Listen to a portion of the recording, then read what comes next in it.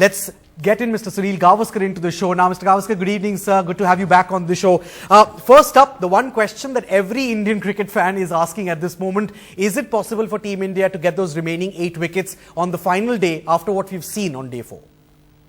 Yes, I don't think it's going to be difficult once they get the breakthrough. They've got to break through this partnership. Once they do that, then I think the rest of the batsmen will cave in. There might be a bit of resistance here and there, but I think this is the big partnership because these two are the most experienced of the South African players. They are world-class players, both in attack as well as defence, as we've seen. And so it's a matter of separating them. If India separates them early tomorrow, maybe the match could be over, just after lunch. Do you think, Mr. Gavaskar, that India declared perhaps a little bit too late? 481 is, of course, the highest target India has ever set South Africa in Test match history. Do you think perhaps even a 300 or a 350 target would have been enough?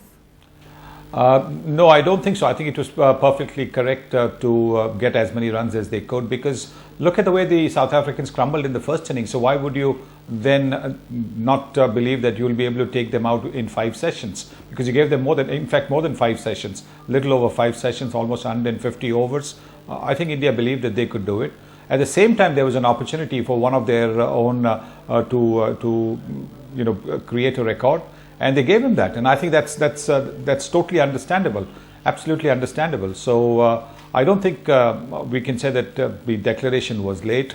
I mean, just because South Africa were dismissed for 121 in the first innings, then maybe we could have even enforced the follow-on, because there will always be people who will find fault with little things. I don't think we need to find fault with the declaration at all. Right, Mr. Gavaskar, going by how the Kotla pitch has behaved so far, this is, of course, not a very easy pitch to bat on, is it? What should Team India's strategy be early on the final day? Well, clearly they need to have more fielders in catching positions, because we saw when Ashwin bowled that leg spinner which surprised Amla and popped up, there wasn't a fielder there. There were fielders, in run-saving positions, which really wasn't necessary. I think what you want is fielders in catching positions. And that should be the aim, because I don't think they're going to be able to get 409 runs in a day tomorrow, even if they bat at their most brilliant best. That's not going to happen. So I think the thing would be, and my honest advice would be, to have guys in catching positions rather than run-saving positions.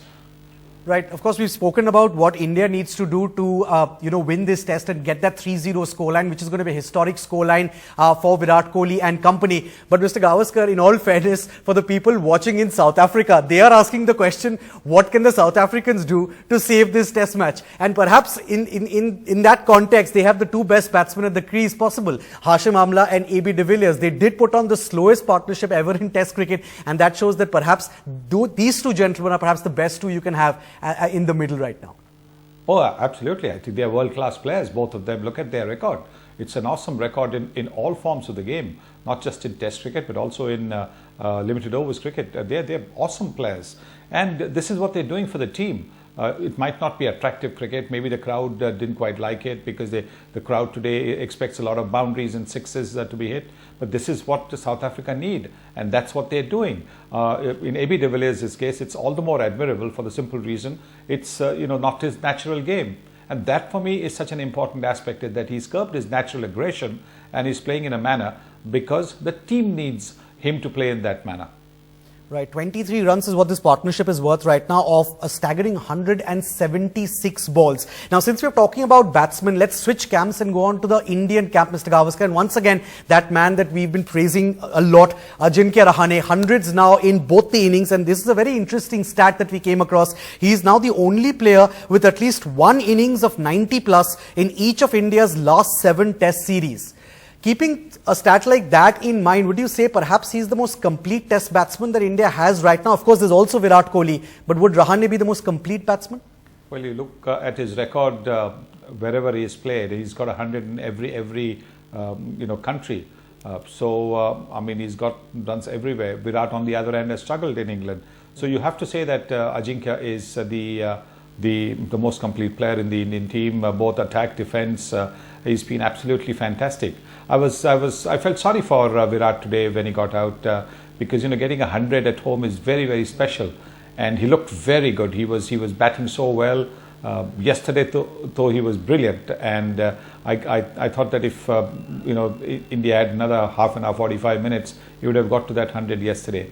Then restarting your innings, restarting your focus, your concentration is never easy, particularly if you've had a break. Even if you've had a lunch break, it's tough, or a tea break, it's tough. But when you've had an overnight break, it's harder still. So I'm feeling a little sorry for Virat. Right, of course, it's the first time that Virat is captaining in a test match on his home ground at the Kotla. After the series is over, Mr. Gavaskar, whether it's a 2-0 series win or a 3-0 series win, it's going to be a huge achievement. But there's going to be some assessment, of course, of the overall performances of the team. You have spoken about how Rohit Sharma's place might not be sure in the test playing 11. But anyone else whose spot might not be completely secure, perhaps someone like a Shikhar Dhawan?